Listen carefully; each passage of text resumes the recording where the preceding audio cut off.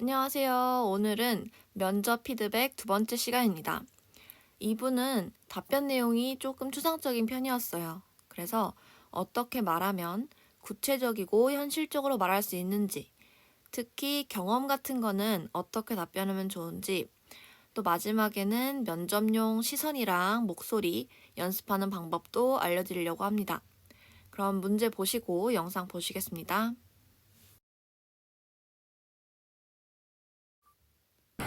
이상형 1번 답변 드리겠습니다. 최근 고령화 시대에 들어서면서부터 우리 지역 사회에 독거노인 문제가 심각화되고 있습니다. 그래서 노인 세대에 대한 차별, 편견, 소외 문제가 일어나고 있는 상황입니다. 그래서 저는 학생들이 이와 같은 노인 세대에 관련한 문제에 관심을 갖고 해결하기 위한 방안으로 다음과 같은 동아리 지도교사로서의 지원을 실시할 것입니다. 첫째, 학생들이 시니어 클럽과 지역 청소년 수련관과 연계하여 그 시니어 카페를 운영하고 있는 직원들과 함께 1일 찻집을 운영해보는 활동을 진행할 것입니다. 이는 시니어 카페에서 일하고 있는 노인 직원분들과 학생들이 함께 찻집을 운영하고 기획하여 실제로 실시하는 프로그램입니다.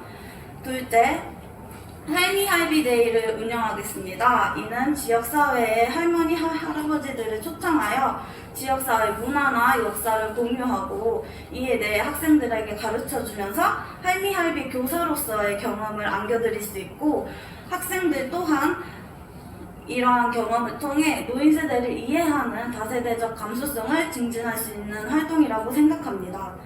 셋째, 다도 수업을 진행해 보고 싶습니다. 이는 다도 예절을 배우는 수업으로 한 학기 정도 진행한 이후에 학생들이 다도에 대한 능력과 예절이 갖추어진 이후에 지역사회 노인복지기관과 연계하여 어르신들을 초청하고 그 차를 대접해드리는 활동입니다. 이러한 활동을 통해 학생들은 우리나라 전통문화와 노인 세대에 대한 공경, 그리고 예절에 대해서 인식할 수 있을 것입니다. 이러한 활동들을 통해 학생들은 노인 세대에 대한 관심이 증진하게 되고 모두 한 사람의 구성원으로서 소외되지 않고 다 같이 살아가기 위한 방안에 대해 생각해 볼 수 있는 시간을 갖게 되고 이를 통해 학생들의 다세대적 감수성과 공동체 역량이 증진할 수 있을 것이라고 생각됩니다. 이상입니다. 이거는 문제에서 묻고자 하는 출제 의도와는 조금 벗어난 느낌의 답변인 것 같습니다. 우리가 문제 의도에 맞게 구조화된 답변을 하기 위해서는 답변의 첫 문장으로서 문제에 써진 단어를 그냥 그대로 가져와서 말씀하시는 게 가장 무난합니다. 예를 들어서 이런 식으로 말할 수 있겠죠? 제가 사회참여 동아리 지도교사가 된다면 다음과 같이 지원하겠습니다. 첫째, 학생들과 함께 민주시민 캠페인을 하겠습니다. 이런 식으로 말할 수 있을 거예요. 특히 캠페인 같은 경우에는 만능 틀이에요. 우리가 학교 내에서 뭔가 문화 조성하기 위해서 어떤 걸 할 수 있겠냐라고 했을 때 민주시민 문화 조성을 해야 된다. 그럼 민주시민 캠페인을 하겠다고 하면 되고요. 뭔가 안전교육을 하겠다. 이러면은 안전 캠페인을 하겠다라고 하면 되고 또는 학교폭력 예방 문화를 조성해봐라 라고 하면 학교폭력 예방 캠페인을 하겠습니다 라고 하시면 돼요. 그 다음에 이제 둘째로는 민주주의 관련 역사유적지로 체험학습을 가도록 하겠습니다. 이런 식으로 말할 수 있겠죠. 특히 이 주제별로 체험형 기관을 알아두시면 굉장히 좋습니다. 예를 들어서 민주주의도 그렇고 뭔가 민주교육도 그렇고 세계시민교육, 안전교육, 뭐든지 간에 진로교육 뭐든지 간에 그 각각의 주제별로 내가 응시하는 지역에 어떤 식의 체험형 기관이 있는지를 알아두시면은 답변할 때 굉장히 유용하게 사용할 수 있습니다. 그럼 다음 문제 한번 보시겠습니다.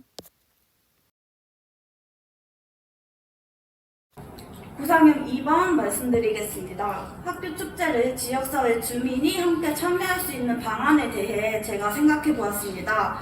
저는 제 전공과 연계하여 계획한 프로그램으로 행복하데이라는 프로그램을 운영하겠습니다. 이는 지역사회 주민들이 정신건강과 관련한 프로그램들을 체험의 날입니다. 그래서 저는 이 프로그램의 주요 내용으로는 첫째, 지역사회 정신건강증진센터와 여러 정신과와 연계하여 간단한 우울, 불안, 심리검사 등을 지역사회 주민들이 체험해 볼 수 있도록 하겠습니다.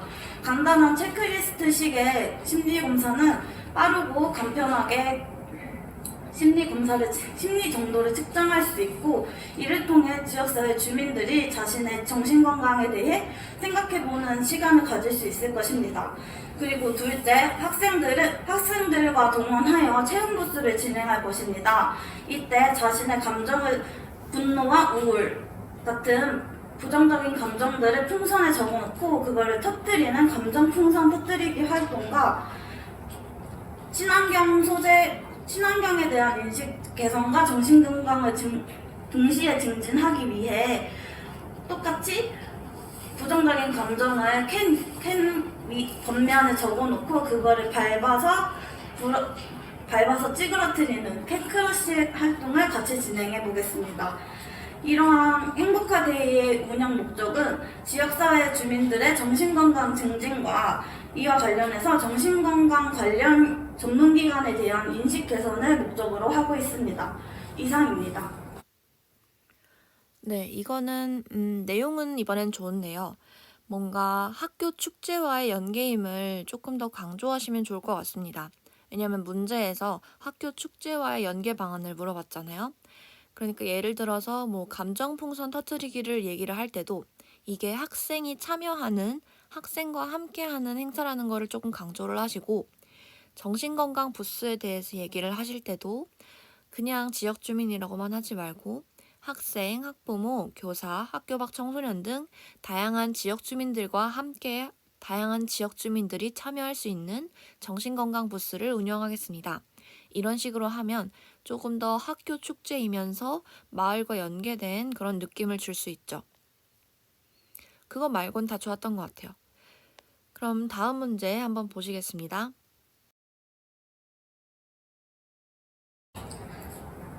부사형 3번 답변 드리겠습니다.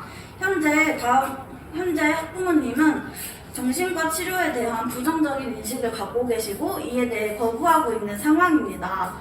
이러한 상황 속에서 제가 상담교사로서 학부모님에게 할 수 있는 대처 방안은 다음과 같습니다. 첫째, 현재 가지고 계신 정신과 치료에 대한 부정적 인식이나 자녀가 정신과 치료를 받게 됐을 때 걱정과 우려들을 공감해주고 이해하는 시간을 갖겠습니다. 당연히 자신의 자녀가 관련된 문제이기 때문에 충분히 예민할 수 있는 상황이고 이에 대한 걱정과 우려를 표현할 수 있는 것 또한 당연한 일임을 제가 공감하겠습니다.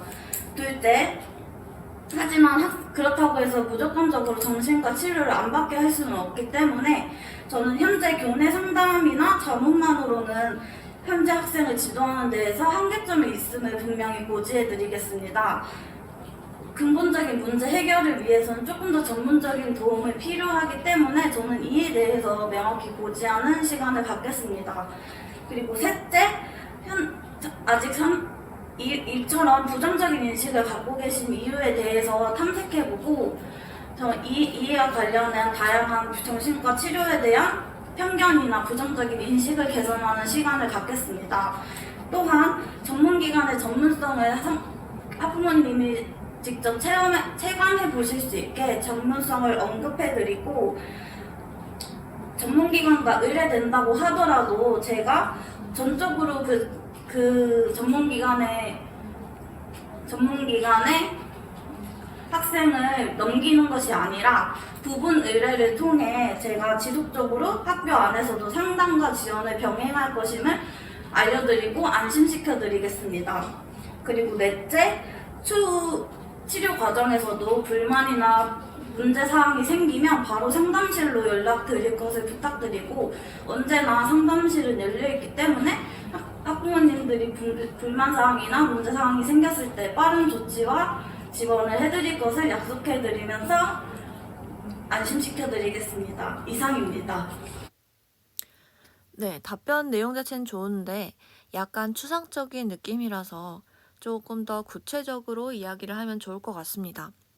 뭐 예를 들어서 세 번째 방안으로 얘기했던 학부모님이 거부감을 가지는 원인을 탐색해 보겠습니다 라고 할 때에도 좀 더 구체적으로 혹시 입시나 취직에 영향이 갈까봐 걱정하시는 건지 아니면 병원비가 많이 들까 우려하시는지 약 부작용을 걱정하시는 등 정신과에 대해서 거부감을 가지는 원인을 여쭤보고 오해를 풀어드려서 학생이 적절한 치료를 받을 수 있도록 돕겠습니다.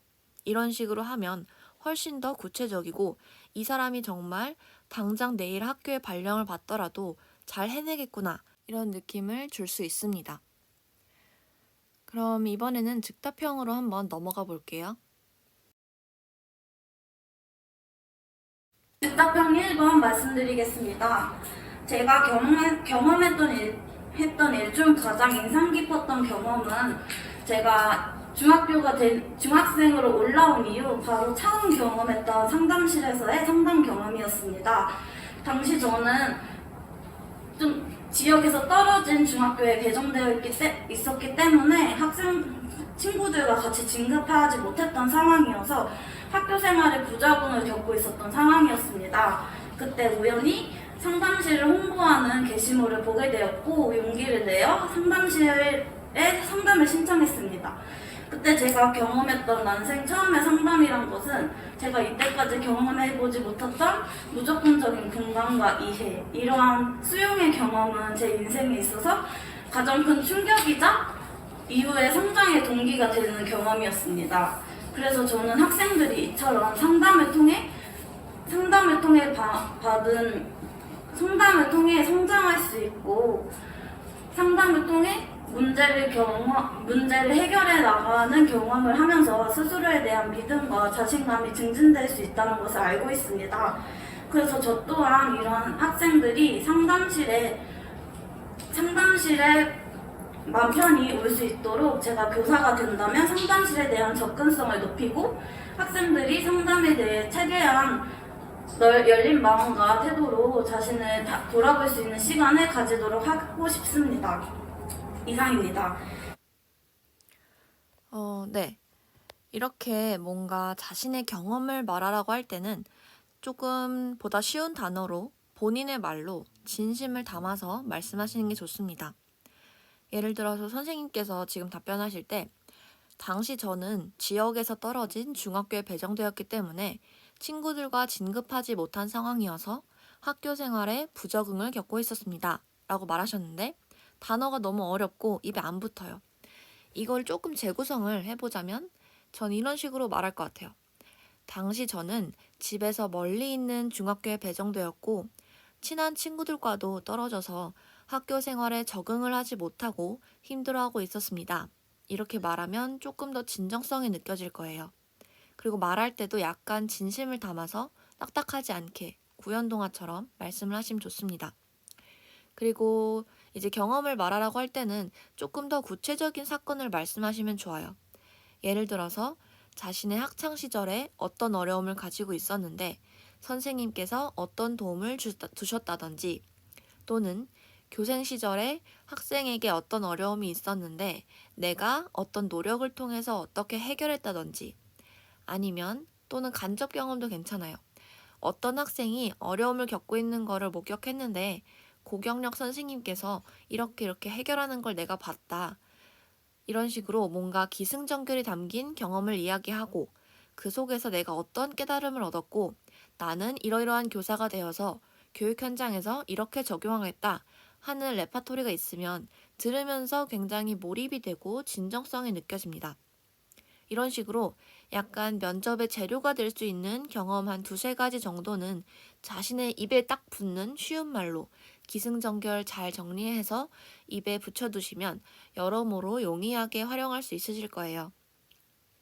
이 뒤에 즉답형 2, 3, 4번은 딱히 피드백할 내용이 없어서 넘어가겠습니다. 그리고 이제 태도 부분 조금 피드백을 드리자면 시선이 약간 아쉬웠어요. 이게 이렇게 시선 이동을 골고루 하시는 거는 좋은데 너무 빨리 이동하면은 이 동공이 흔들린다고 느껴질 수가 있어요. 그런 오해를 받을 수가 있는 거예요.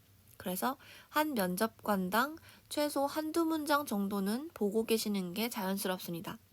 그러니까 한 면접관 보면서 한두 문장 말하고 다음 면접관 보면서 한두 문장 말하고 이런 식으로 넘어가는 거예요. 근데 내가 만약에 중간에 종이를 봐야겠다 하면은 어느 타이밍에 보시면 자연스럽냐면 이 A 면접관에서 B 면접관으로 넘어가는 그 중간, 그러니까 한두 문장을 끝내고 다음 한두 문장을 시작하기 전 그 사이에 잠깐 종이를 보시면 굉장히 자연스럽습니다. 그렇지만 물론 이것도 종이를 너무 오래 보시면 좀 말이 툭툭 끊기는 느낌을 주기 때문에 아주 살짝 보시고 다시 바로 고개 들어서 답변하시는 게 좋습니다.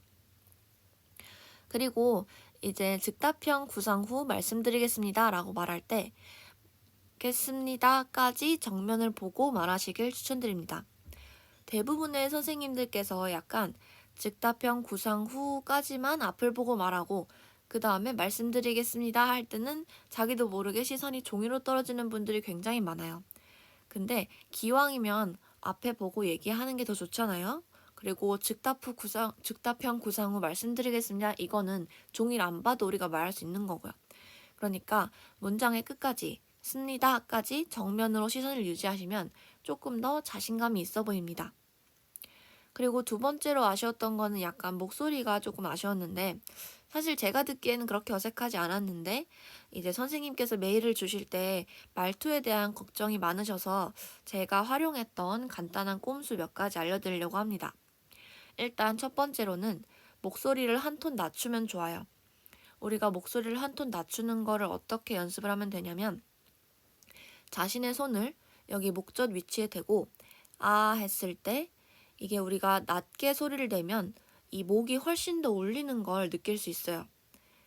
안녕하세요 하는 것보다 안녕하세요 하는 게 조금 더 목이 풍부하게 소리를 내면서 울리게 됩니다. 그래서 손을 목에 대고 아 내가 이 정도 톤으로 말할 때 좀 더 목이 울리는구나. 그럼 이 정도 톤으로 말하면 듣기 좋겠다. 이렇게 생각하시면 돼요. 그리고 또 다른 팁은 말씀하실 때 강약을 주는 게 중요합니다. 이거는 어떻게 하면 되냐면 내가 강조하고자 하는 키워드 앞에서 0.1초 정도 잠깐 쉬면 강조가 돼서 들립니다. 그러니까 이런 식으로요. 첫째, 학생들과 함께 민주시민 캠페인을 하겠습니다. 이렇게 말하면은 제가 지금 학생 앞에서 잠깐 쉬었고요. 민주시민 캠페인 앞에서 잠깐 쉬었어요. 그러면 저는 학생, 민주시민 캠페인 이 두 가지 키워드를 강조해서 말씀을 드린 것이 됩니다.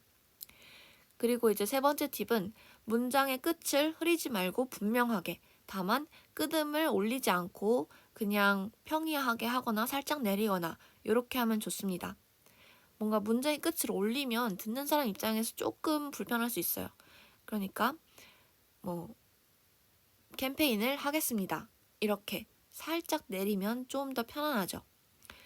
제가 말씀드린 이 세 가지만 목소리 한 톤 낮추기, 말할 때 강약 주기, 그 다음에 문장의 끝 분명하게 하기 요것만 연습하셔도 스스로 듣기에도 말하는 게 훨씬 안정적으로 느껴지실 것 같습니다. 네, 제가 오늘 준비한 내용은 여기까지고요. 여러분 이제 정말 얼마 남지 않았는데 남은 기간 포기하지 마시고 끝까지 전력 질주하셔서 모두 좋은 결과 있으시길 응원하겠습니다. 그럼 저는 다음에 또 유익한 영상으로 찾아오겠습니다. 감사합니다.